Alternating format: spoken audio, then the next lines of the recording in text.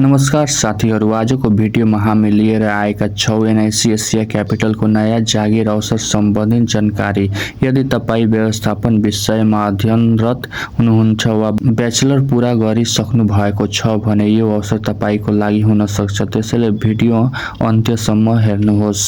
NIC Asia capital HR assistant contract पदका लागि आवेदन खुला गरेको छ। यसको मुख्य जिम्मेवारी के को रहेको छ भने रिक्रुटमेन्ट तथा हायरिङ प्रोसेसमा सहयोग गर्ने, कर्मचारीहरूको रेकर्ड तथा एचआर एडमिनिस्ट्रेसन व्यवस्थापन गर्ने, इम्प्लोइ रिलेसन तथा इन्गेजमेन्ट गतिविधिहरू सञ्चालन गर्ने, श्रम कानुन तथा कम्पनीका एचआर पोलिसी अनुसार काम गर्ने, विभागीय आवश्यकता अनुसार अन्य एचआर सम्बन्धित कार्यहरू गर्ने।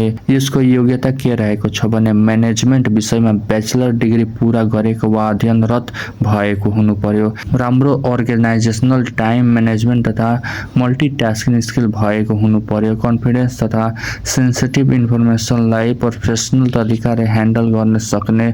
आवेदन कसरी दिन त इच्छुक उम्मेदवारहरूले आफ्नो रिज्युम र कभर लेटर यहाँ जिमेलमा पठाउन सक्नुहुन्छ। यहाँ हेर्नु सक्नुहुन्छ जिमेल यहाँ दिएको छ। आवेदन दिने अन्तिम मिति 3 जुलाई 2026 रहेको छ। अनि साथीहरू, भिडियो मन परे भिडियोलाई लाइक र च्यानललाई सब्स्क्राइब गर्न नबिर्सनु होला। यदि कुनै डाउट होला भने कमेन्टमा पनि भन्न सक्नुहुन्छ, म त्यसको एन्सर दिन्छु।